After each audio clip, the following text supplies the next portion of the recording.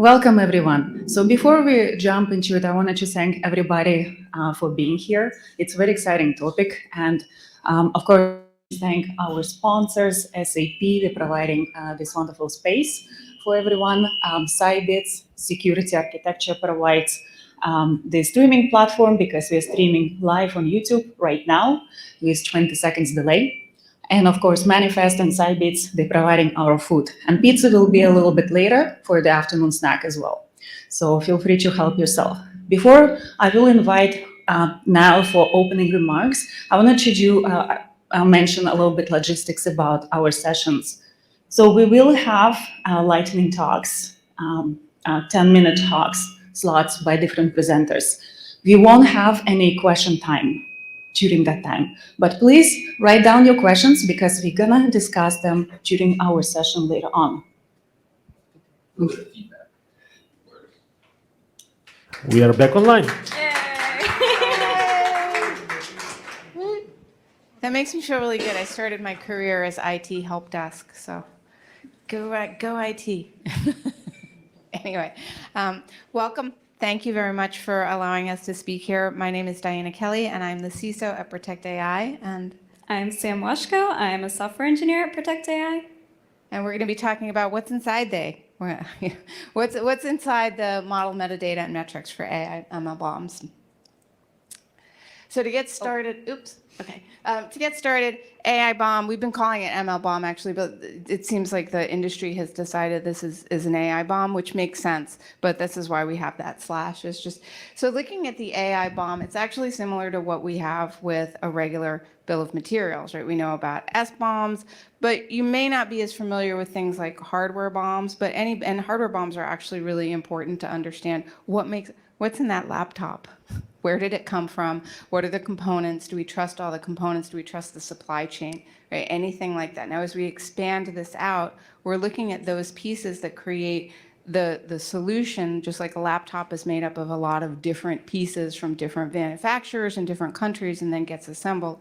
We're looking at bringing that together for AI. And it's going to give us transparency in a couple of areas that for AI really matter, which is around the model itself. Really matters which model you use, where it was downloaded from, who trained it, and also the data. Because data is something that as we look at AI, it's incredibly important in a different way than software has been, that it has been as we're creating software. The data we're using and training with really, really matters. And it's going to be really important, right, for auditability, for forensics, because there is a black box element to machine learning and model files and the outputs. So getting the transparency that we can is really critical. And a couple of things that starting out sort of traditional, there's a bit of a Venn diagram that goes on between AI-BOMs and SBOMs because there's a supply chain around AI itself. It's not just a model, it's a framework, it's the pipeline that's running that system. It's things like MLflow and Databricks come into play. So as we look at the full BOM, the full mill of materials related to AI, we need to continue to bring in the things we've been looking at as part of an SBOM to make a complete understanding. So understanding the dependencies, the libraries and packages, and the data and the development language and framework that's in use. So this isn't just going into an entirely new space. This also, we have to remember what we've learned from the SBOM to create a full and robust and complete AI-BOM. So next we're going to talk about the model metadata that's in an AI or ML BOM. And this can be things like the type of model. So is it a regression model, a classification model, the source of the model, so whether it's coming from Hugging Face Model Garden, the organization that generated it, also the training data, so sources, labels, personnel, also metrics, things like accuracy or latency, and the foundation model or the parent lineage of what models went into the generation of this model. And also ideally things like attestations of cryptographic signatures verifying it. So to go into a little bit more about the black box nature, ML models have very little transparency. The model files basically just consist of the tensors, so like the large vectors of all of like the weights for each layer and the model architecture code. And so you can't tell from a model file things like where it came from, what code generated it, what data sets it trained on. You have just very limited data by looking at the model file itself, which differs a lot from traditional software artifacts where you can see source code, you can SSH into containers, things like that. You don't get a lot of that information on ML models. There's not like a path of logic you can look through for what decisions it's making. So why is this metadata important? Things like training data sets, being able to check for accuracy. Do you trust the validity of the information? Is it misinformation? Is it relevant to your use case? Was it maybe trained on a different population than what you're going to use it on? And then metrics can be things like guarding against poisoning attacks. Things like if things are tampered with, it's going to be generating generally different outputs. Sometimes it's edge cases and you can't check everything. It's also a good guide against drift. So over time, models will change the outputs they're given, especially if you're doing reinforcement learning and feeding information back into it. So having metrics on the behavior helps you with that. Also, the foundation model lineage. These days, models are almost never just generated by one organization all in-house. They're usually a large foundation model trained on more generalized data and then fine-tuned on a very specific data set. So not just what went into training this specific model, but what went into training the parent models. And then ideally, cryptographic attestations would also be a factor in this to be able to link back to a source identity. And this is also a good guide against poisoning and other supply chain attacks. So a little bit of how it would work in the machine learning workflow. Usually you have one organization training a foundation model and uploading it to a model hub like Hugging Face. And they would generate the initial AI-BOM based on the data sets that they used, probably large ones like the pile. Then fine-tuning, downloading the model from the model hub like Hugging Face. That organization would check the AI-BOM. They would update it with the data sets that they and components that they used to fine-tune it. And then whenever it went into deployment, then you'd again have that record of provenance of how the model was generated, how it was updated, and have all of this information to know if you could trust it. So. I don't know, did we run out of time? We had a question from Jay, but I don't know. No, It's a 1 minute. 3 minute marker. Oh, The 3 minute. Oh, yeah, we went fast. Anything else you wanted to say?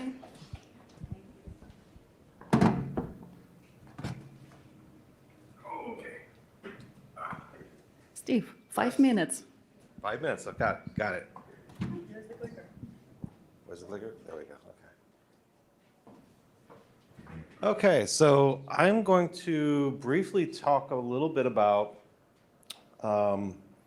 what CycloneDX currently has in terms of AI ML support and kind of where we're going in the future. Well, we got the entire thing here. Okay. Okay. So as it stands, that's horrible. Okay. I don't know what size type that is, but it's really big. In CycloneDX, everything kind of inherits from the component model, right? And the component model has all the pedigree, so you can describe the foundation models that the things came from. You can describe who published it, the authors, all that sort of thing. You've got the manufacturer. Let's see what else was on that slide. Perl, SWID, software heritage IDs, all that sort of thing can be represented in that component model. along with open source and commercial licensing, that sort of thing.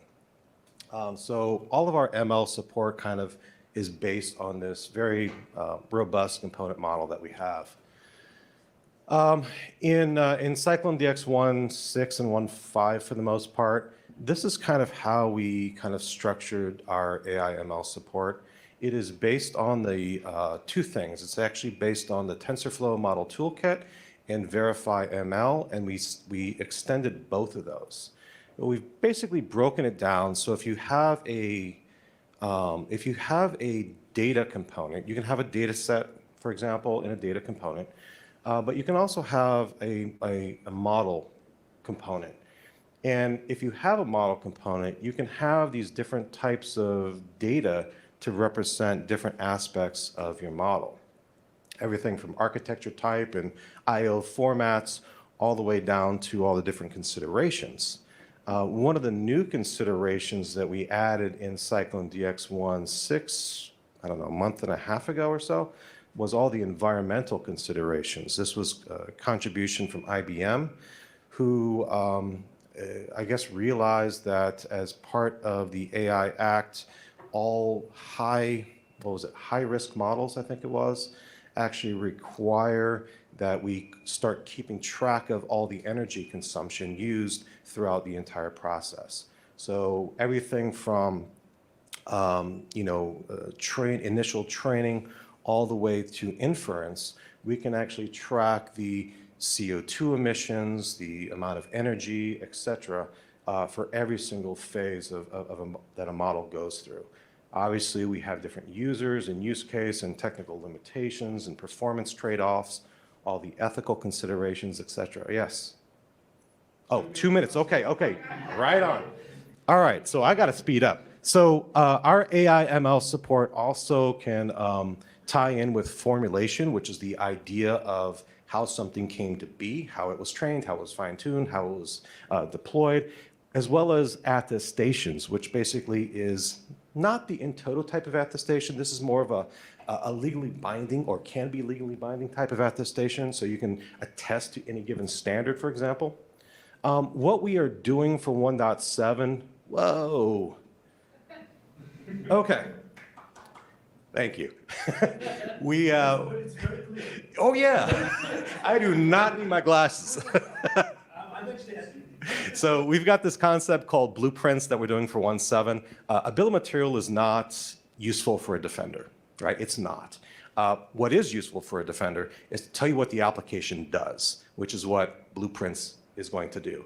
Also, the threat modeling industry, short-term has standardized on OTM, Open Threat Modeling Format. Long-term, all the vendors and open source projects are going to TM-BOM on their Cyclone DX. We're also going to be working on sustainability. So that's probably something that we can work with the Linux Foundation on, because that is also a very big concern in Europe. So thank you very much. If you have any questions on Cyclone 1.6 or 1.7, please reach out.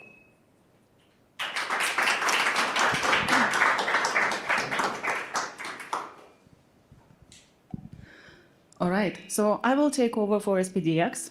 I'm participating part of SPDX forums, and I'm here representing some information that Kate Stewart and Karen Bennett had prepared to share with you.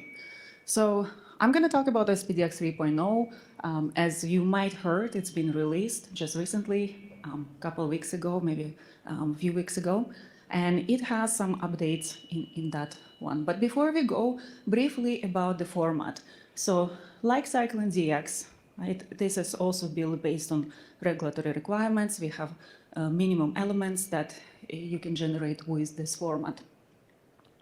And also, I would like to mention that it's also based on most known standards and regulations. If you see, different fields are mapped to different standards, which is a very good outline as well for capabilities.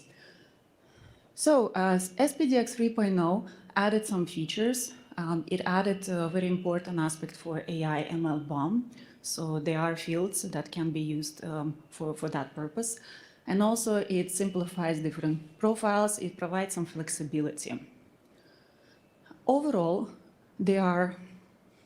8 profiles, and for AI purpose, we're going to focus on 2, which is AI profile and data profile. Profile can also be understood like a use case, perhaps, right? So everything is consolidated within the SBOM, but you can generate different types of SBOMs, profiles, use cases for whatever purpose you need.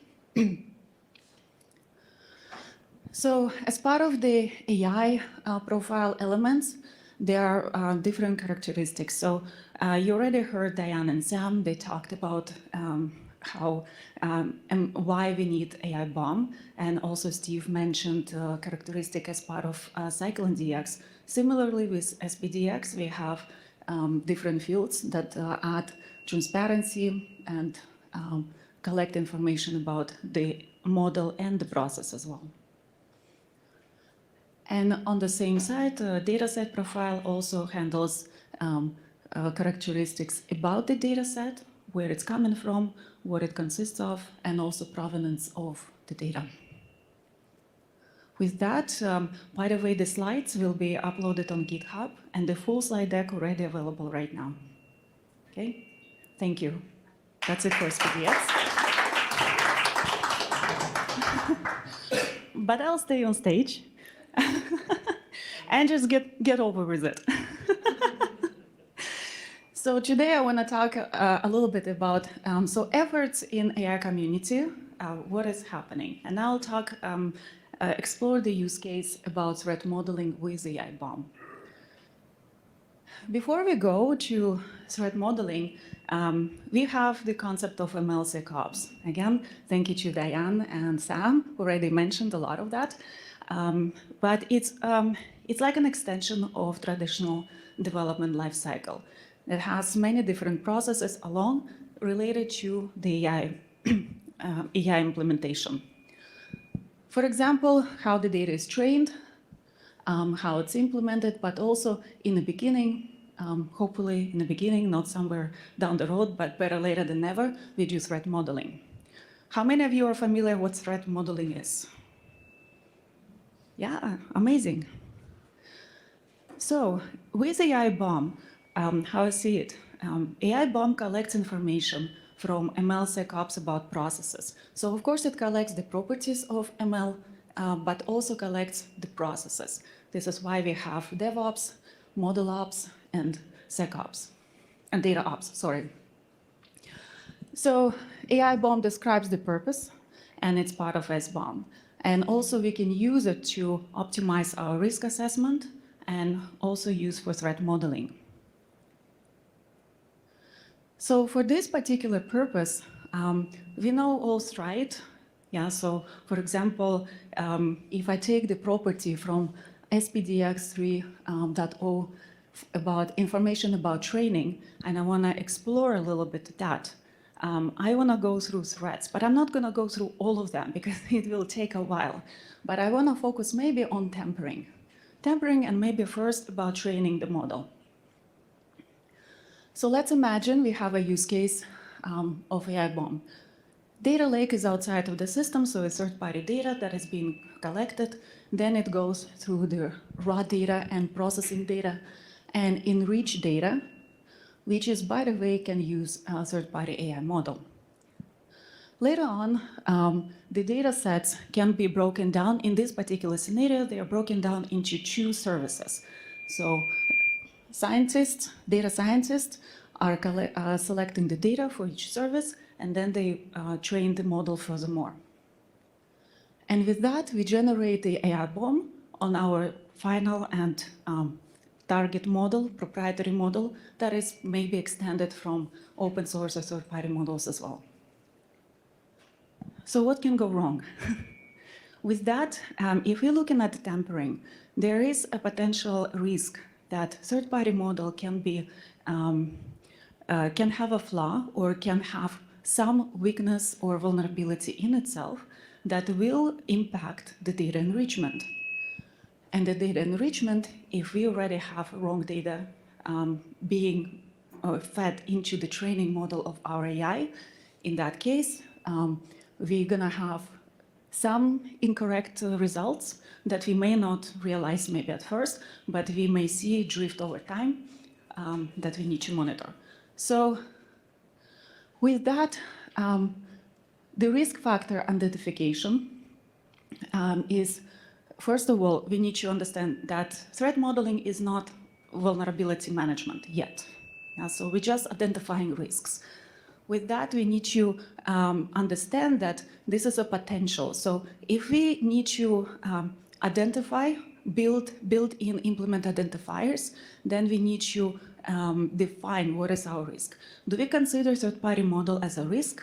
Yeah, then we have to mark it. So in this case, if there is already third-party model is used as part of the data enrichment, then we need to already assess that risk, put more attention, right? And also the drift. Yeah, how do we monitor drift over time? How do we define what is drift? So we need to have those quality metrics for the model to identify that. And final piece, the automation of threat modeling. Automating threat modeling is very difficult because it requires a lot of analysis, but we can define certain patterns, we can define certain risks that we can implement to trigger notifications, to trigger alerts for security experts to put attention to certain areas. Of course, it's not going to be 100% automated, but we can significantly improve our process and help development teams to go through this process faster if we have some of the aspects automated. And we have a lot of opportunities as we're building AI right now, and we're defining that with AI-BOM. It means that we can also define automation points for that. And to summarize, so automating threat modeling requires to identify what is your risk and what is your acceptance boundaries for your model, for your processes, and so on. And also, AI-BOM can facilitate the collection of data in consistent format, machine-readable format, and consistent for us to absorb that data and automate. We do have challenges, of course. The challenges are because technology is rapidly evolving. What we're doing today may or may not be really relevant 6 months from now. Maybe, hopefully, it will to some extent. So we have to be ready to adapt. We have to be ready to change and evolve over time. Lack of framework standardization for MLSECOPS. I mean, there are some enthusiasts like Diana who are evangelizing MLSECOPS. And it's great, it's good if you're going to continue, but it's going to take a while for all development teams to really understand and adopt it. They just started to realize what secure development lifecycle is and getting used to it, right? So now we're going to throw MLSECOPS on top of them. It's going to be very difficult. So for that, to automate, we need to standardize the frameworks that we use in our processes and implementation. And runtime SBOM concept, traditional SBOM is static. With AI-BOM, it's a dynamic data. So we need to define the concept. What does it mean to collect dynamic data and absorb it? What do we do? Well, this workshop is the first step to discuss in the next hour or couple hours. Thank you.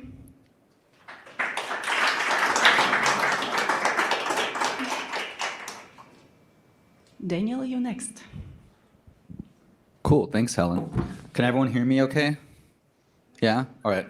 I think I have to stand directly in this corner to make sure I'm seen to the video people, so I apologize for those who I'm going to be a little bit hidden from. All right. We have a lot to talk about and only 10 minutes. So I'm going to try to cover a little bit about what we've seen on the current state of AI bills of material, and then some efforts that I've been working on and that I'm looking for help on. So if folks are interested, I have some QR codes at the end to basically, shoot me an email or come find me afterwards, or check out a GitHub, which we'll show you in a bit. About me, I'm boring, but currently CTO and co-founder of Manifest. For those who know us, we do any and all thing SBOM for organizations, but we're not really here to talk too much specifically about SBOMs. So let's dive into the state of AI-BOM. So is this two buzzwords put together or something legitimately valuable? I asked myself that question about 10 months ago when I started to explore, what is this thing? What could it be? Is there some value to it? So I think that the general trend or theme that I like to convey to everyone here today is this is a little less theoretical and less, oh, are we just kind of trying to bring something, make something happen that hasn't had actual demand or pain points yet.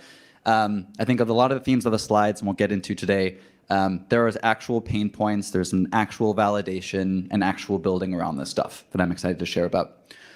So first step is user research. So rather than just trying to conjure up a solution, spoke with folks around the world, government, commercial sector, much smarter than me on all things AI and ML, with the goal of just asking about the use of adoption, the speed of adoption, major pain points, areas of risk around just AI adoption in general, specifically around generative AI and LLMs.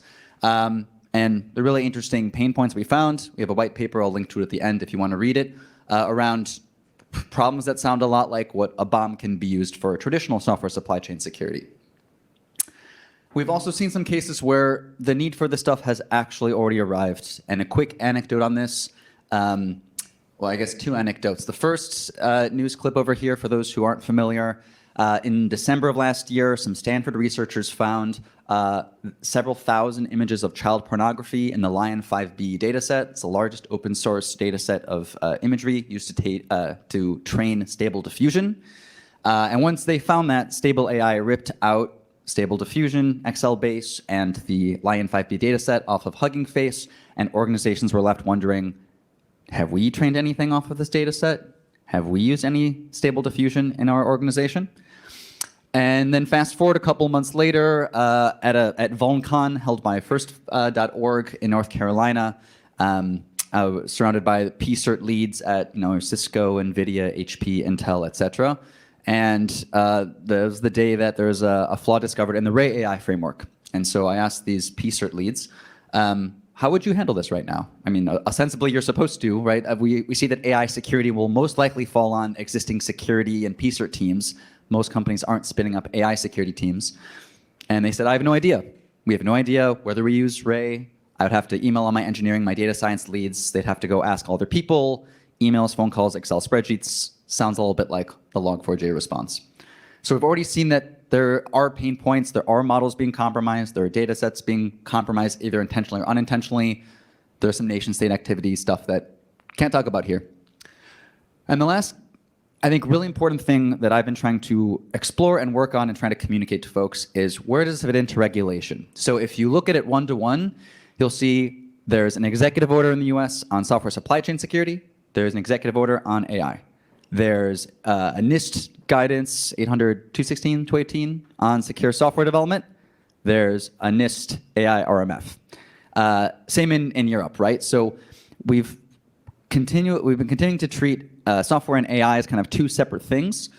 But when I talk to folks at CISA, NIST, certain places, and I'm trying to encourage them to come out and say this publicly, the stance that they seem to take is AI is a subset of software. And again, I'm not a government official, this is not a quote, but from what I've heard, had discussed, AI is a subset of software. So CISA is pushing secure by design, that applies to AI. When there are regulations or guidances for how to best develop secure software, those apply to AI. And so one thing that we might see in the future is the US government clarifying, hey, when we talk about you must share SBOMs, or the FDA says you must share SBOMs, that de facto includes AI or models and data sets in the software that's being deployed.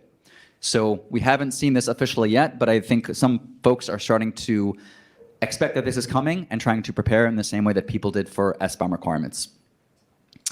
So can I get a quick time check for anyone who's keeping time? Perfect, thanks. So that's, in brief, kind of where I see the state of the world.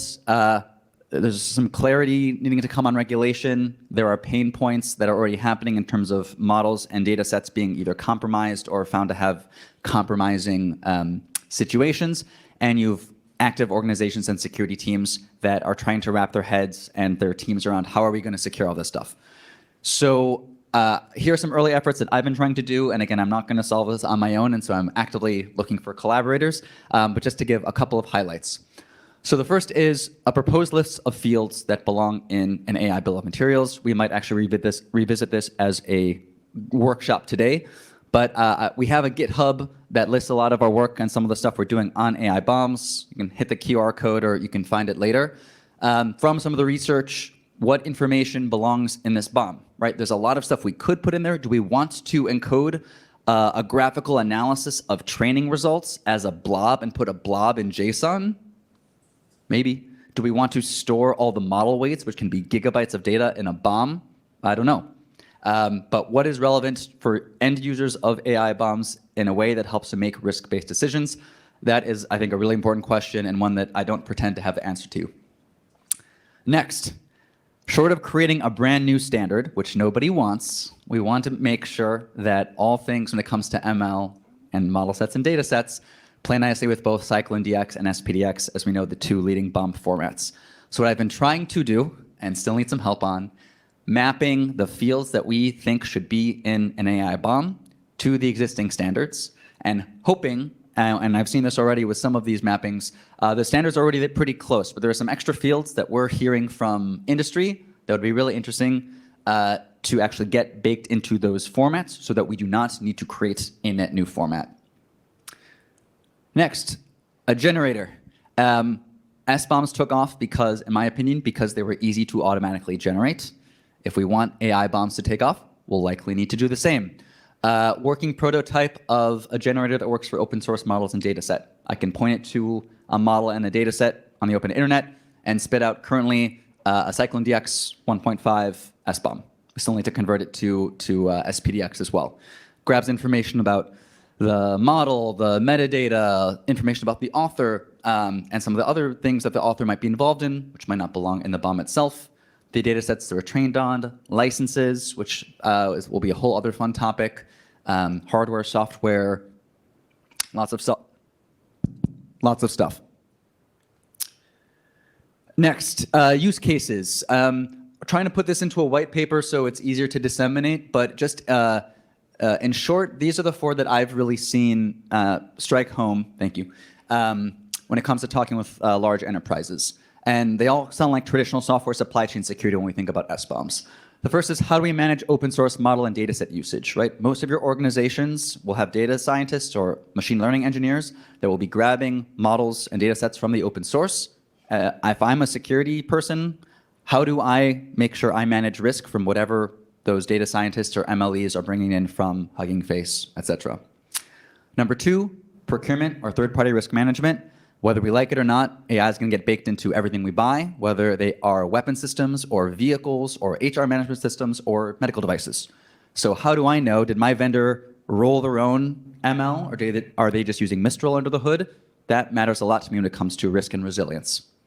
Third, inventory and linkage. How do I know what models I have, what data sets I have, where they're deployed, what products they're in, so that, number four, I can do some sort of incident response when I find a compromised data set or model. Not just which models are impacted, what software did I deploy that model in, who's using it at the end of the cycle. And trying to build community. So we have a Slack community. It's format agnostic. It's not just for AI-BOMs. It's for operators of bills of material in general. That it's open. I have a QR code at the end. Always looking for folks to join. We're proposing an AI-BOM Tiger team under the CISA SBOM initiative. So if you're interested, again, there's a way to get involved. And through the GitHub link, again, we welcome just general collaboration. For the rest of my time, I'll just leave these QR codes that basically just go to GitHub, get a link to the Slack community, and shoots me an email if you want to get involved with this is a Tiger team or testing the AI-BOM generator. And I think we'll leave these at the very end of the workshop too for next steps. And I think I'm out of time. Thank you very much. Feel free to come grab me afterwards.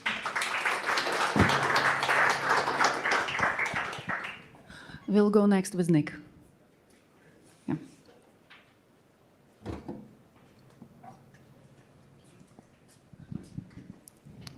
All right. I think I'm going the right way. Good. Thank you, Daniel, and thank you, everyone, for being here at the AI-BOM workshop. Super excited to talk about all of these things. I'm Nicholas Vidovich. I'm VP of Customer Experience at Finite State. And I'm just going to go into, my goal here is just to present a lot of ideas about policy. And maybe I'll go back quickly. The title of this section, AI Policy. in the software supply chain, transparency and security. And I'm going to talk about suppliers, services, and products. And I'll get into what I mean by that. But just want to go through this quickly and hopefully talk slowly enough so that we can all understand. I'm not just flying through this. So I really, in a similar way that Daniel was talking about, want to draw the connection between traditional transparency and security in the software supply chain and how that is going to apply to AI supply chain as well. So really, this is the core idea that we get a lot better security, and it informs the policy when we have transparency from the traditional software supply chain with software bill of materials. And so the AI-BOM is going to basically, enable this same sort of concept that we can actually improve security overall by having additional transparency.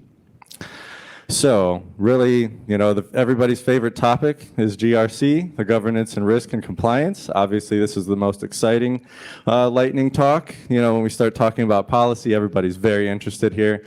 But really want to point out here the governance aspect, addressing any challenges that can endanger revenue, reputation, and customer and stakeholder interest. And so overall, when we think about how we're going to implement policies and why, it's really for this purpose, right? So just to kind of level set, this is really what we're talking about when we're talking about policy. I'm going to be talking kind of specifically about how policy can be used for your company and your employees, or if you're a manufacturer or creator of products, and not necessarily as much about government policy, which I do think is going to be coming in the way that Daniel was describing. So we've kind of talked a little bit already about what goes into the models potentially already, and the type of things that we can start to consider adding. I wanted to point out here that MITRE has put together yet another framework. So if you're already familiar with the attack and defend frameworks, the Atlas framework, this is a very interesting new framework that was, I think, pretty recently published. But basically the TTPs, the tactics and techniques that attackers can use to attack LLMs or traditional AI and machine learning models, this basically starts to inform different risk situations. So when you think about what these risk areas are, then you can start to think about the policies that you need to implement to protect or to understand those risks and mitigate those risks. So again, I wanted to go back. This is really for creators and consumers. So when you think about as a creator of the AI-BOM, really, if you're creating new products that incorporate AI or are powered by AI, or if you're the consumer and you have to think about who are the suppliers of your products or what services your employees are using, for example, really want to think about these three key areas. So understanding, how your suppliers are using or creating the AI products that you're using, how your employees are using these various services and what kind of risks can be involved with using these different services, or if you are creating products, thinking about all of these things and implementing policies as you're building your products so that you can be transparent with your customers as well. So really wanted to talk here about three different types of licenses and compliance, where we started to point out the data itself, and that's the data used to train the models, the data ends up being generated, the models themselves, so once you've actually done the training and built out your models, and then the methods that are used to do that training. And I think there's room for policy in each of these areas. I wanted to kind of draw the potential correlation here of open source software licenses with potentially the licenses that would go along with data and models and methods in the AI space. So if we just took an example, we could take a permissive sort of AI license, and you would think that there might be the data aspect, the model aspect, and again, the method aspect. So if we try to start to draw corollaries between what a permissive open source software license looks like versus what permissive AI model licenses might look like, start to think about how these things can be influencing the policy around how your company might use these models. Because if you've got a permissive license, then that training data might be freely available and usable with very few restrictions on how it would be subsequently used. But if you start to think about more restrictive types of AI licenses, how can this, influence the products that your company is creating, and which models you select, or which data sets were used to do the training, which data sets that you are collecting potentially as a company? And I think there's room for potential policy here, where you have to think about the potential risks or what you need to do to be transparent with your customers as you start to deploy AI-powered software. So getting into the regulatory and sort of compliance frameworks, obviously we already see GDPR, we see HIPAA, we see personally identifiable information, but a major consideration here is, what are your employees saying to generative AI? Or what are they asking about? Or what kind of data goes into these models? Are these models pulling data that might be private and proprietary and incorporating that with their additional training or additional generation? So I think there's definitely plenty of room here to think about policy, and the AI-BOM can really start to inform how these systems work and how these things work together, so that you can start to make informed risk decisions about which software your company is using, which employees are able to access specific types of data, for example. So we're really thinking about, how is the data stored, how is it collected, how is it transmitted. We're also thinking about, as the creator and you're building your products, what considerations do you have to have when you're doing this? So some of these basic things also apply to different AI systems. So just thinking about role-based access controls, multi-factor authentication for accessing these sorts of systems. Again, we're drawing the corollary between traditional software supply chain and the AI-based software supply chain. I think it was a very good point that these things are intertwined. I do think there's still room to define these a little better, especially in the way we were pointing out the difference between the data and the model and the methods that are used. So I think we can continue to advance that sort of concept. As far as standards and protocols, you want to identify different data types and sensitivity levels, and how the data should be handled. So again, these sorts of policy questions, as you're thinking about the data that's going into the models, or what your company is using to build your product, need to be thinking about, how do we implement policies and procedures for identifying the different data types and how sensitive the data is. There's also the potential, in one of the earlier slides, the Atlas model shows the different tactics and techniques and procedures that attackers might use. Some of those things include jailbreaking for a generative AI system, or escaping the sandbox, or other types of abuse that have been pointed out. And these are all things that you need to think about, from a corporate sort of policy standpoint, to make sure that your employees are protected, that your customers are protected, and that we're really, doing the due diligence that's required when we're building out new softwares here. As far as the supply chain itself, auditing, providing questionnaires, attestations, these are all parts of the normal software supply chain, and they need to become part of the AI software supply chain as well. So when you're buying a new piece of software, asking that vendor and giving them, questions about the AI in their system, or requiring the AI-BOM. Contract stipulations that would require an AI-BOM. Known vulnerability disclosures. I'm going quickly now because I went too slow. But yeah, we've kind of pointed out here, secure by design, secure by default. These are things that we're used to in the software supply chain, and really need to make that a part of the AI supply chain as well. All right, I think that's about my time. Thank you. Thank you, Nick. And we have next Alex. Yes, please join the stage.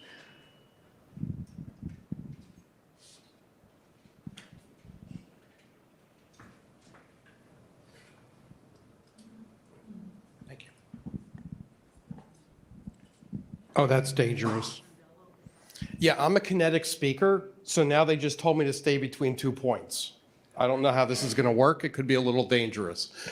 It's not clicking. That one. All right. So Alex Sharp, my company's Sharp 42, which is a nice way of making a nod to Douglas Adams and Hitchhiker's Guide to the Galaxy. So we're going to talk about transparency. Now, first and foremost, the slides are designed to stand alone long after the presentation. I'm not going to talk to them. So the idea is to just carry it away.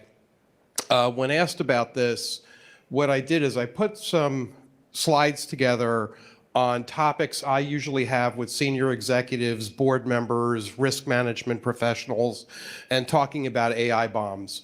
And I also put a little bit here in history, which is showing why I believe these things are going to work in probably some very familiar ways. All right, so first and foremost, I'll hit the why. And we'll go through this a little more. When I talk to people about what issues they have and where they see AI bombs hit, and this is pretty interesting, they're really coming down to 2 things. They want to know on the front end what they're dealing with so they can make informed decisions, an informed-based risk management decision. Second, they want to be able to respond and mitigate with good information. They don't want to go through Log4j ever again. They just don't. And then when you say, well, what about all the stuff that happens in between? They go, oh yeah, add that on too. What's amazing to me is when I talk to senior executives and risk management professionals, they will boil down to that list of 3 items. They might use different words, different priorities, but they're incredibly consistent. So let's talk through it. And again, this is here. Connect with me on LinkedIn, wherever. Little thing in history. I like history. I like technology adoption. We could talk a lot about how AI is following some very familiar rules. But there's this economist that lived 150 years ago. He's the father of modern innovation, a guy by the name of Joseph Schumpeter, a name you can't forget, but nobody knows. And what he's come for 2 important lessons, I think, come in the AI space. One is when we see technology adopted and we see innovation, it's not that light bulb that we see. It's really taking things that have worked in other areas and reapplying them, right? Thomas Edison didn't invent the light bulb. We don't know who did. He made it practical. Henry Ford did not invent the automobile. He used manufacturing processes out of slaughterhouses in Chicago to make the production faster, efficient, and cheaper, okay? The other thing we know is good ideas are usually behind a couple of bad ones. We know that. We try, we fail, we keep on going, we adapt, we overcome, right? The Edison thing, it took him over 1,000 tries to get the filament right. So, nutrition labels. That's what an AI bomb is. AI bombs are nutrition labels for some kind of mysterious technology. And we know this works. It works very, very well. We also know that people push back because it costs them time and money. So we talked a bit about how software bombs have been adopted because we were able to automate them and they added value. Same thing with AI bombs. We also know that when we sit down and I'm on 5 or 6 different AI working groups. Most of them are senior executives and risk management folks. And when I talk to them about their needs and where they use it, it's like, okay, let's dig into a little. What are the dials you need to turn? And it always comes down to things like service delivery model, and we'll explain these in a second, modality, and I'm very, very proud of them for coming up with this one. The use case, which is obvious, right? Because if you're doing something that makes medical decisions, that's a much higher risk situation than something that's correcting your grammar. And then how do you mitigate? So let's talk about that. Service delivery models, right? When people use these things, they get the bomb. The folks in this room will understand differences between ML and large language models and terms, but the other folks out there, their eyes gloss over. But what they see is there's three types of models in their world. The one is the stuff that they grow in-house. They buy a model, they rent a model, they whatever, they train it, they own it. It's theirs. They do everything with it. They control it. High reward, they can train, high expense. Service-based models, where you basically rent it like a ChatGPT, very different risk profile, very different. You don't own it, you may not even own the output, and you don't know what's going on with the input. All stuff you need to know. But however it's working inside, you need to know because it's providing business value. Then the last one that the industry is really struggling with is what about this embedded stuff where AI is embedded in the product like a co-pilot? No transparency whatsoever. All right, modality. I'm really proud of the people I talk to because they understand there's a difference between the risk profile that comes with text, voice, video, all these different pieces. And they want to see that in their BOMs. Well, they don't necessarily want to see it in the BOMs, but they want to see it somehow so they can make these informed risk decisions. They also seem to come down very quickly on things like decision support versus diagnosis is very, very different. I like throwing experiential in there because you start running into gaming scenarios, artificial environments, AR, augmented environments, which, by the way, by all the standard metrics to technology adoption, that's here to stay and will grow, probably at a slower rate than we've seen before. Use cases, this is the other one that they want to know about. When these models are designed, what use cases were they designed for? What use cases weren't they designed for, right? I'm really surprised that the folks that I'm talking to don't understand the technology, but they understand fundamentally where it can hurt them and how, and what dials they need to turn to make these informed decisions. Bias doesn't come up as often as you would think it would in the BOM scenario, right? They seem to believe that that is more a user kind of label, right? You go and you buy a toaster and you look for that label on the side that says that it's not going to explode or catch fire. They're looking for that contained within what we call a BOM, right? It was trained not to have bias. It has bias detecting mechanisms internally. Don't know how practical that is, but it's a really good idea. Then when it comes down to their second number one thing, right? Second number one. The first is how do I make an informed decision on the front end, know my risk decisions. On the back end, when crap happens, because it will happen, what do I do with it? How do I confine that blast radius? So when this model goes wrong, how can I be sure it does the least amount of damage possible? How can I detect it when it's gone bad? Somebody's trying to poison my model. Is my model going to tell me? How do I respond faster? Ah, crap, I got log4j all over the enterprise. I don't know where it is, but I know it's there. Where is it? How do I get around it? Right? Same thing. How do I mitigate? Does the model itself come and tell me how to mitigate? Is there a magic button I can press? Interesting idea. All right, I'm going to leave you with two quotes. I feel compelled to always put these two out there whenever time I talk about AI and risk. The first one at the top is from the former head of DARPA. She's now got a cabinet position at the White House, where she talks about the biggest risk with AI is that when AI fails, it fails in ways a human never would. We see this time and time again. So what users want to do with these things we call BOMs, they want to be able to assess that on the front end, and when things go wrong, they know they will, how do we mitigate it?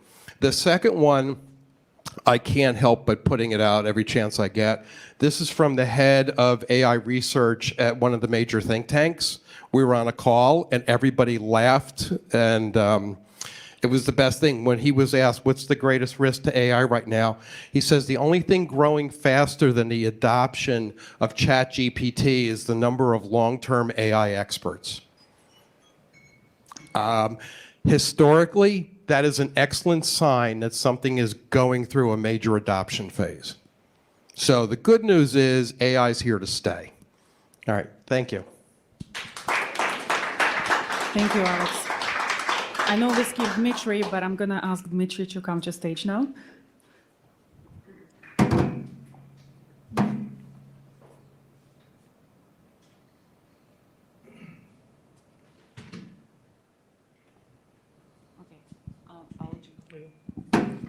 Yeah, so hi everyone, Dimitri here from Cybit. I'm the CTO in the company and I'm dealing with a lot of SBOMs and AI-BOMs and supply chain security and everything that's related to supply chain intelligence. So AI-BOMs are very interesting because if you think about them, they're really SBOMs, just they have AI components. And as part of preparing for this session, one of my challenges were I said, I want to find some examples out there for AI-BOMs. And the interesting part is that there were some examples, and there's great companies that have like manifests that have examples, but it really doesn't cover interesting use cases, right? And right on when we started kind of understanding how this AI-BOM going to look like, we stumbled in many roadblocks. Yeah, thank you.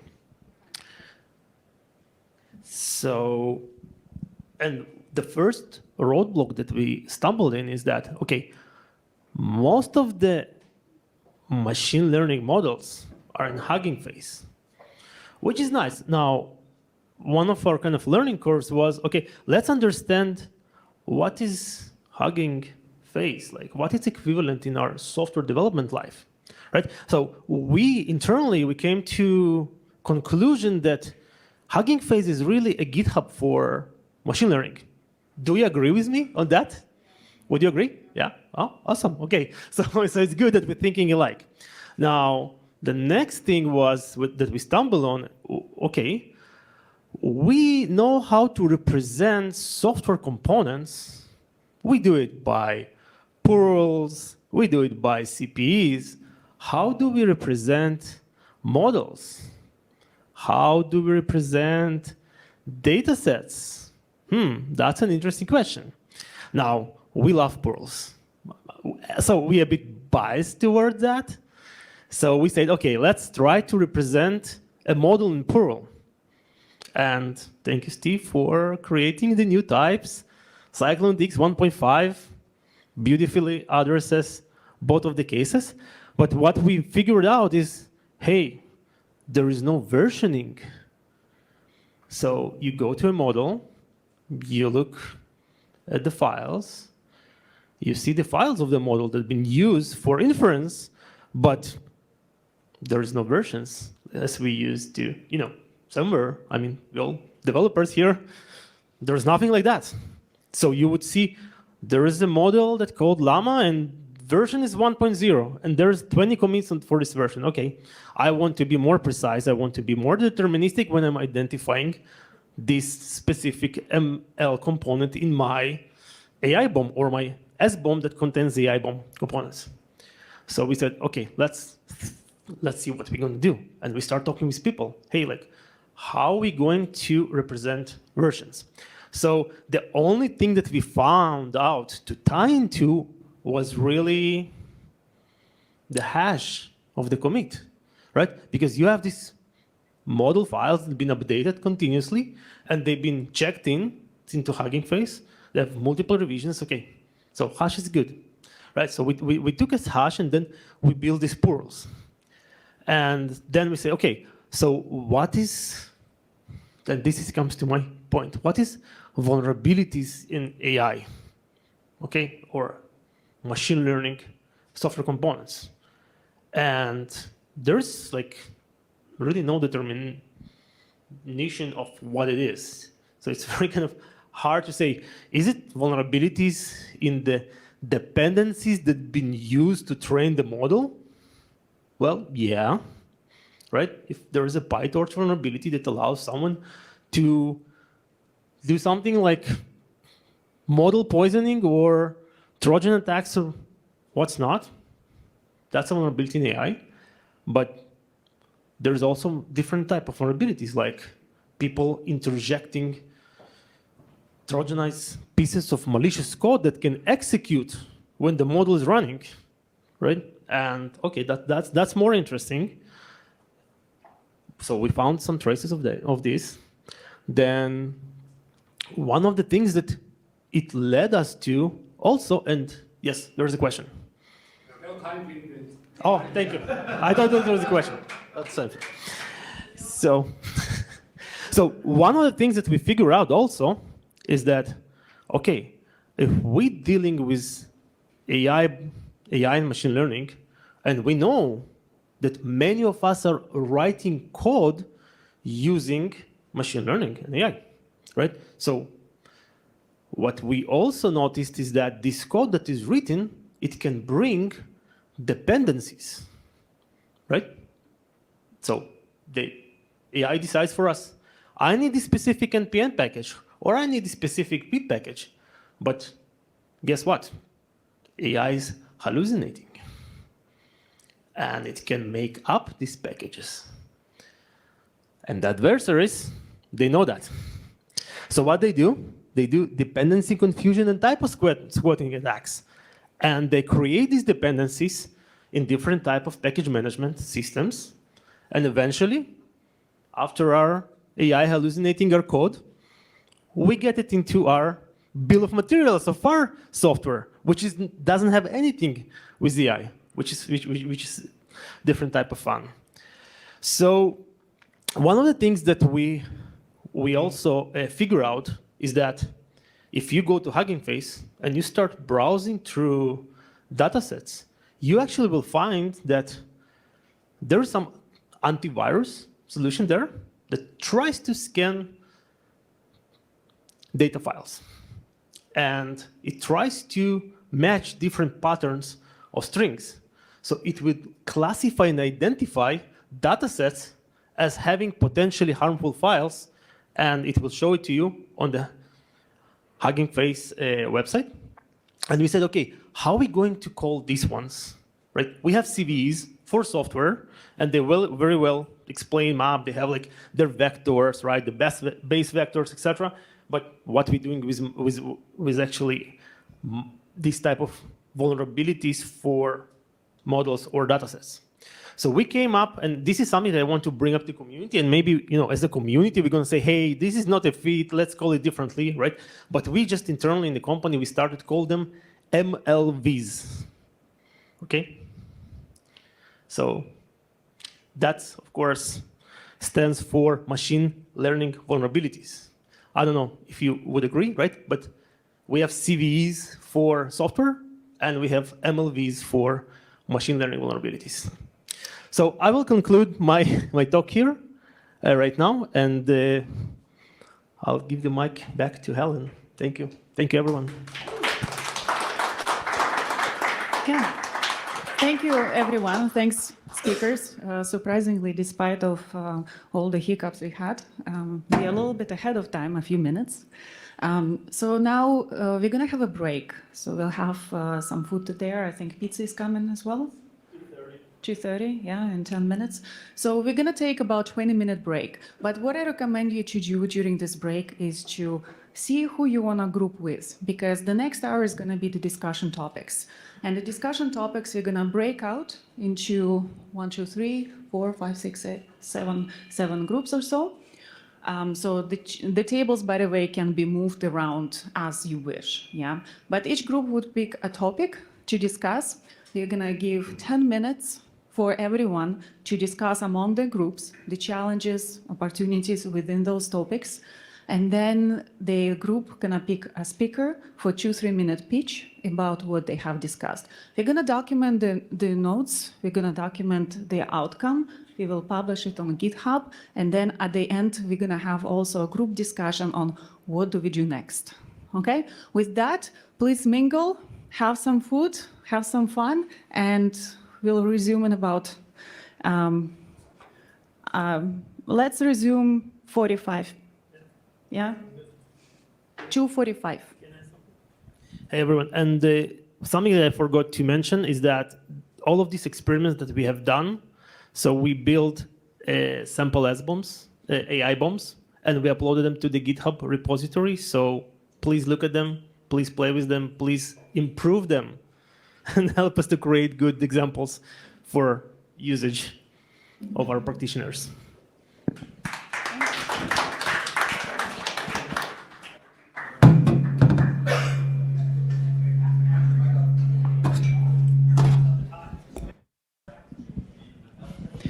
Okay, welcome back, everyone. I hope you found your team. We need 7 teams.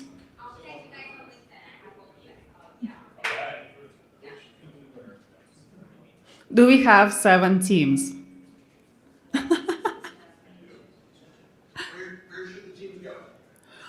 Pick a table where you sit, so group in 7 groups. And choose the topic. So,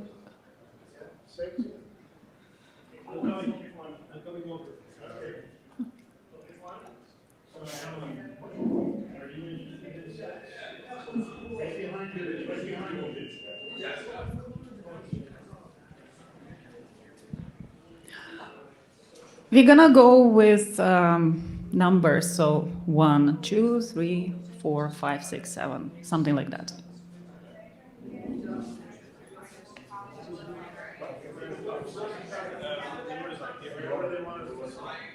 Sit at the tables. 6? Team number 6.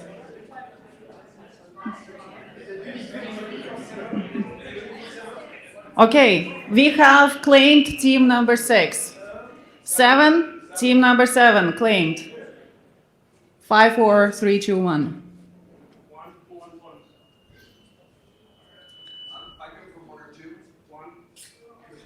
Number 1 claim, we have 3 more. Do we have enough people?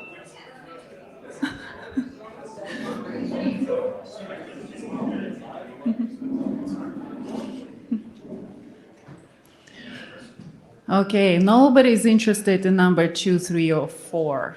I wonder why. Okay, so since we have only 1, 5, 6, 7, right? 1, 5, 6, 7. Let's focus on those topics. Yeah, and then we can maybe discuss all together 2, 3, and 4 at the end. Sounds good? So please, if you haven't introduced yourself to each other, please take about 5 minutes as a round table to just introduce who is in your table. Then, attention here, each table needs to nominate a speaker. Okay, so nominate speaker in your table. This speaker will have 2 to 3 minutes. 2 to 3 minutes to pitch what they've been discussing. Challenges, opportunities. Okay?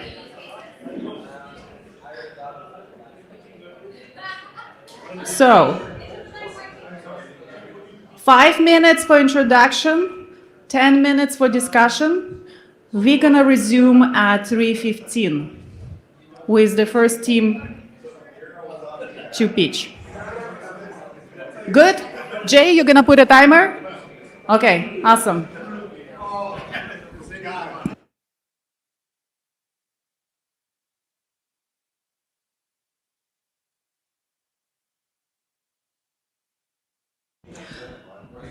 I'm doing a quick check. It's 3:15. Do we need more time? 5 minutes? 5? Okay, 5 more minutes.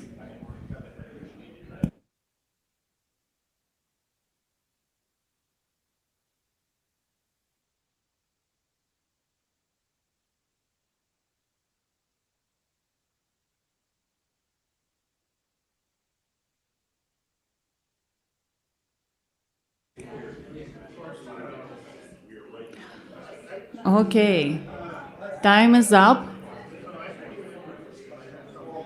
Have everyone come up to with a speaker. Who wants to go first?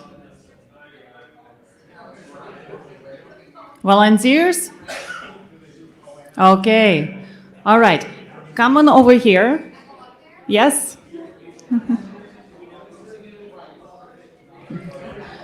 So don't mind me in the back. I'll be just taking notes because I'm connected right here.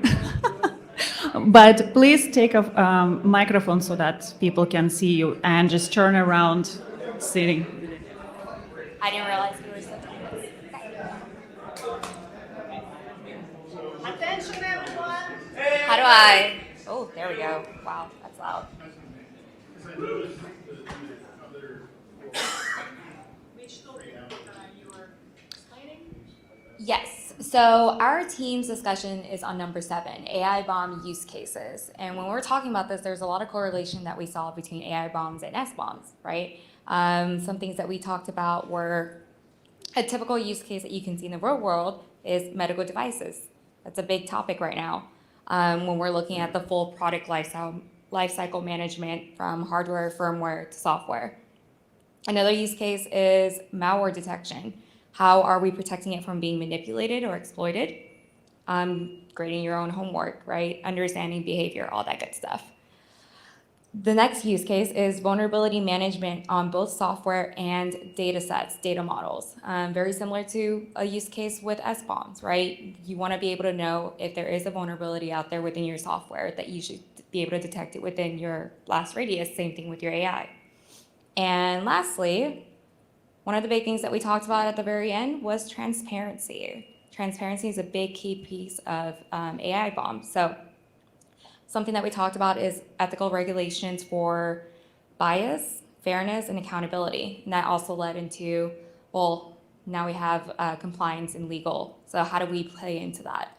And then we went down a deep, dark rabbit hole of how do we make AI not biased and how do we not make it, especially when the data itself is already biased. But we'll leave that topic for another day.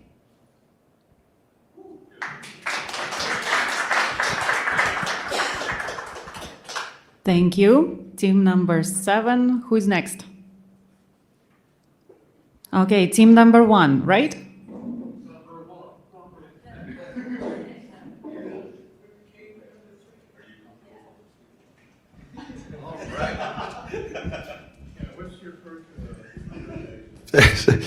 First, for those of you here, oh, yes, hi. There's a speaker right above me, which is unfortunate. Okay, great. There we go. All right, thank you. See, this is what happens when you show up late. Forgive me, I was on the stage at RSA.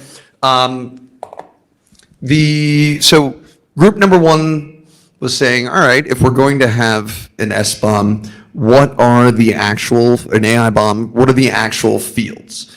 And just some of the fun pieces. I'm sorry, is there something that I should be doing this mic, or I'm just going to plow through? Okay, great. If you've all been dealing with this all day, that's great. So, on the model side, model name, model version, as we all know, weights is just a massive amount of data, so there are some techniques. There we go. There are some techniques to take hashes and collapse that side of things. And in fact, that's something that we talked about is the importance of hashing as much of what we're talking about as possible, just as the integrity model. One thing that came up a little bit is there might be certain wiggle room and drift. And so do we want to explore fuzzy hashing as a potential option? That's probably further down the road than what we can have immediately. Or locality specific hashing was another approach. Training framework seems like something that we can capture and is a finite set that we can focus on. Data sets. How do we describe them? Again, Merkle tree, hash, name, the who trained it. This is one of those fun open-ended piece. Do you care about the org? Do you care about the training framework? We even said that actually it would be useful to know, you know, the GPU assumptions around the model. Back on the data set side, open source versus proprietary is going to be key. There are going to be things that people will not want to share, similar to SBOM. Some of that we should explicitly think about. Other times it's, I don't want to tell you that I used a wildly illegal data set. You know, should we build that explicitly into our model or not? I don't know. I think it's certainly something that we want to help a downstream user who may have a legitimate right to know should probably know.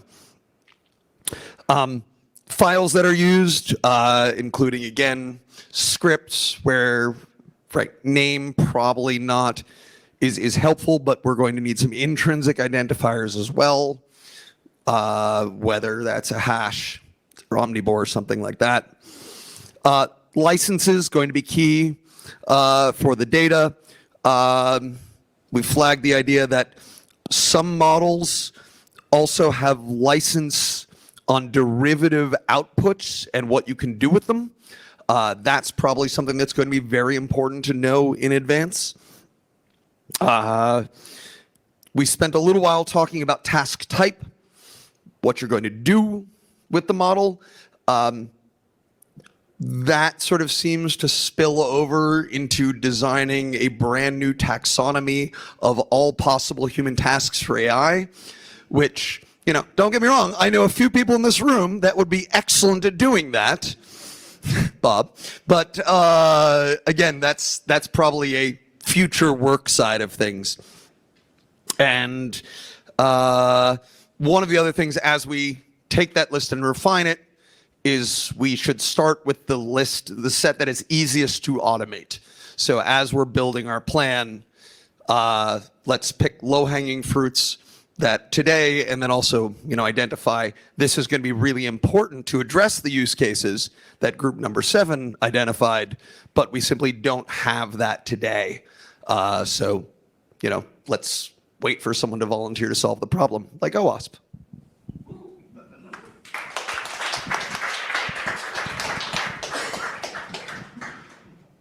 Next.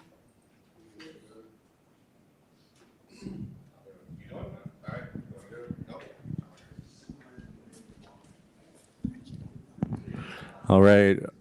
Our team had number 6, creating or identifying infrastructure for AI risks. We really started focusing on existing infrastructure and honed in on CWE as the starting point.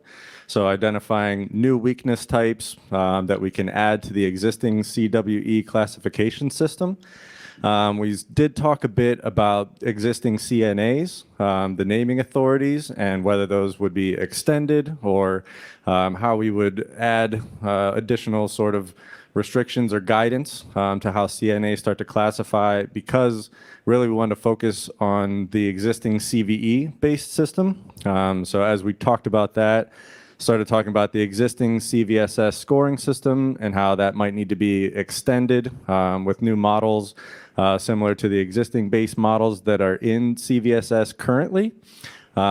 We also started talking about making some extensions specifically for Perl, which we've already started to make some extensions for package URLs, but really getting specific about how to identify models, data, methods, and then also products. So basically that same sort of infrastructure for reporting current vulnerabilities, we want to basically extend and use that infrastructure. As we got into that, we started really talking about data provenance and understanding where data is coming from, and the fact that, In GitHub, for example, even between different types of Git repositories, you lose a lot of this provenance in between GitHub or GitHub for Enterprise or GitLab. And so really started to think about how do we build, a signing mechanism, more or less, for data sets and for models. So being able to do sign provenance. And we talked about using SigStore, existing, sort of infrastructure. That led us to think about, could we take something like container repositories and the standard that was built there and build the same sort of infrastructure for signing, because this is not, a common, system across different platforms, and it also represents a major hurdle for actually publishing. So in the same way that, you can just push code to GitHub, but if you want to build binaries and sign them, you have to have some of that infrastructure. One of the things that Microsoft has just actually talked about is their GitHub Actions, which with their built-in signing infrastructure. And so if we can take that sort of concept, but also make it so that we can standardize that sort of infrastructure so that it's interoperable between different platforms. That could be a good way for us to be able to sign documents about the provenance of the data, where it came from, the model, and so forth, in ways that we don't just get from a commit hash in GitHub, for example. So basically, the proposal is use a lot of the existing infrastructure, make some extensions, and then really get into how do we standardize the key signing and signing data provenance. Rock and roll.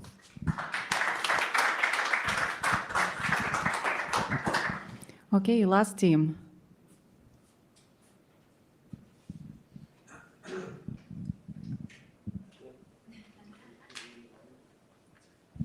All right, so sideways or what? Good? All right, cool. Hey, everybody, I'm Mark. We were ostensibly team 3. We took our own little take on it. We're the team of pessimists, apparently, because we started looking at how do you collect data for AI-BOM properties, and we immediately pivoted to what are the challenges with collecting data for AI-BOM properties. So we divided the world, I don't know if you can see my paper here, really into open source versus proprietary, and we realized they're two different beasts entirely. And so the process that you would follow for open source AI model cards from Hugging Face, et cetera, is completely different, at least in our estimation, from what you would do on the proprietary side. So on the open source side, even though it's not a rosy picture, it's at least rosier. And so the challenges that we identified were the author credibility is really, really qualitative and subjective, right? So, Meta puts out Llama 3, and you look and you're like, oh, Meta, I've heard of that before. I'm comfortable with this author. I could easily envision a situation where you have like an IBM versus International Business Machines problem. Like, how do we standardize those sorts of inputs so you don't end up with like, a many-to-many relationship? The lack of provenance information, which I know a couple of other people have mentioned here already, of like, hey, anybody could kind of put anything they want on this thing. Like, we don't have any way of attesting to it or digitally signing it. And then no validation, which goes to the same thing. And then lastly, somebody had mentioned here the concept that like, even though there are some people who are putting models out there and charging tens, if not hundreds of thousands of dollars to use them, they're still not willing to put their name on it. And so it becomes a question of like, how do you have accountability, or how do you make this field useful if it is effectively optional, right? Or if somebody puts, like bob.jones@acme.com, and you're like, okay, well, that's the best that we have. That's the rosy picture. The less rosy picture is on the proprietary side of the house.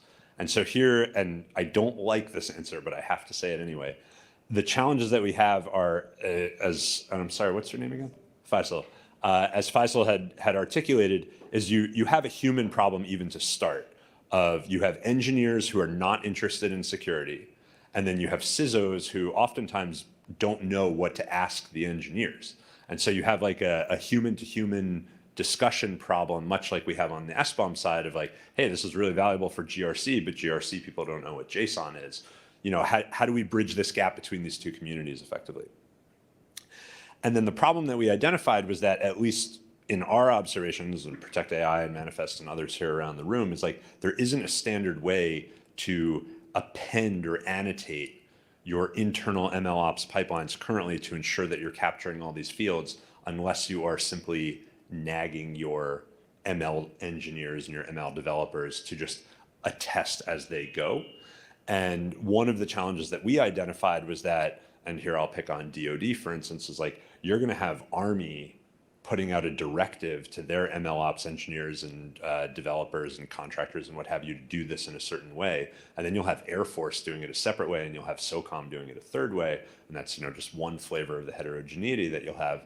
And so from the perspective of everybody here in this room of how do we build tooling that generates AI-BOMs in this highly heterogeneous environment where you could have to look at N places to capture all this information, really a pretty daunting challenge, and one that candidly we didn't have an answer for. And then lastly, just in the spirit of sharing, we had a very robust discussion about the concept of descriptive text fields.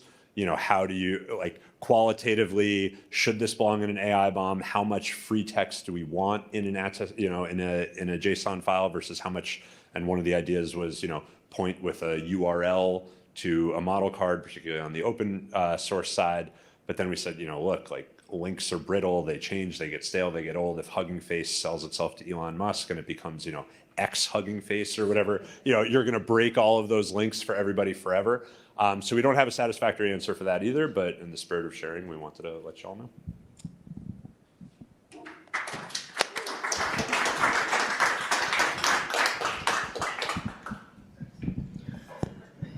Excellent. So, okay, so how we wanted to go about this? And Daniel, feel free to join. I see you walking by. You wanted to say something? No? Okay. So we wanted to open now for a group discussion. So we heard different challenges and opportunities across a few topics. So we don't have to go through all of them, of course, for the time being today. But what other groups may think about the presented topic and where should we go? So if I may move to conclusion slide that I have. Where is my mouse? Yeah. So the idea is that for today, we will document on GitHub, right? But we also have this Tiger team studying about AI-BOM that we can continue these kind of discussions. Anyone is volunteering to provide any feedback about what's been said so far?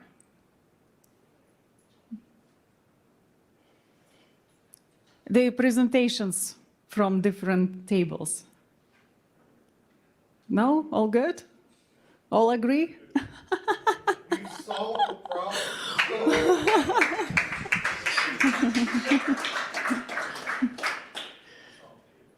Yeah? You can actually turn on mic so we can all hear you. Well, I think the challenge is to consolidate all the different approaches. And you mean feedback on the groups we had now? Yeah. Right? I think like speaking the same language, understanding the okay, if you look at AI and large language models, it's basically statistical models in the end. And we look for ways now to manage how can we keep control over solutions that we build. I mean, with the classicals, the way we have developed software, the classical way we have developed software, it was kind of easier to track and trace back. Now with AI, we have models that basically use statistics in a way to help us generate things. Now, those models also have patterns, and those patterns also, we try to adjust, but then there's also always the challenge of curve fitting, or the more you try to adjust and press it into something, the more you modify it. Now, then there are different models. So the question is going to be still in the future and this is part of AI-BOM, right? As you explained also, how do we manage embedding this kind of black box models that are based on statistics at the end of the day to help us process faster and take a lot of manual workload off of our hands and of our backs without, and how do we keep the traceability? And there are actually some tools out where what they try to do is they try to come up with frameworks. How can you measure the outcome of an LLM, and how can you make it traceable, even though the LLM by nature is kind of not traceable in a way, because it's you convert a word into a number and then you see how close, or in a way simplified, and then you do your math to see, okay, we are pretty close. This is the most common. These are the closest words in a way in the cloud, and that's the way how I create my content. And now with software and Copilot and all the other components that help us generate code. I mean, while we generate code, write code, at that time we can still, when the code is generated, it's still static from once it's generated. The question is, how do we also deal with models that we reach out to and say, okay, you know what, we have a program and now we do a call out to an LLM or whatever in order to get certain things resolved. Now we digest the result back in, but we don't necessarily know what the LLM has done out there if you do an external call.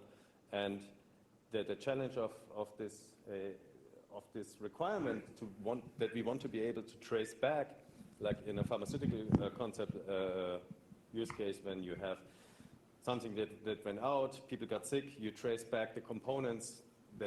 So it's a dependency in depth, right? The depths of all different and like models that are used on a chain. Yeah, and then you have NIST, and I think these NIST and these concepts can help us to shape models around it. But yeah, in general, I think it is really a topic that we still all try to wrap our heads around. But I think it's good baseline for discussion. And at some point, as in companies do, you have to make decisions, and you have to say, you know what, it might not be the perfect way. Nothing is, otherwise we would never need to innovate anything.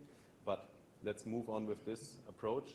Let's try it out, and then as innovation works, keep adjusting it as we go. Yeah. So I think the conversations are good. Well, just to make it even a little muddier, I really like what you said about traceability and explainability. But even if I take the same data set and run all the same steps using exactly the same code that the developers did, I will get a different model at the end. The data set at the end, it's not deterministic. So how do you even replicate? How do you prove replicability? Well, I mean, patterns. So if you look at patterns, a pattern means it's not exactly deterministic, but it has a certain pattern, like it follows a certain pattern, right? If you do trading, financial trading, futures and stuff, if you do technical trading, that's why I like it. I like it because I love to do it. So you do pattern recognition, and you never know if you hit that pattern. You cannot determine it. You do like the FBI and the CIA, and what they use is they use certain concepts where they say we cannot say what happened, but we can exclude things. And then they flip it around and they say, okay, we can say this did not happen, that did not happen, but we cannot. So they flip it around. So in a way, we need to be comfortable with having that we cannot we might not be able to exactly determine and trace back every step. But maybe we need to look at it differently. Instead of having to trace back each and every step, why do we have to?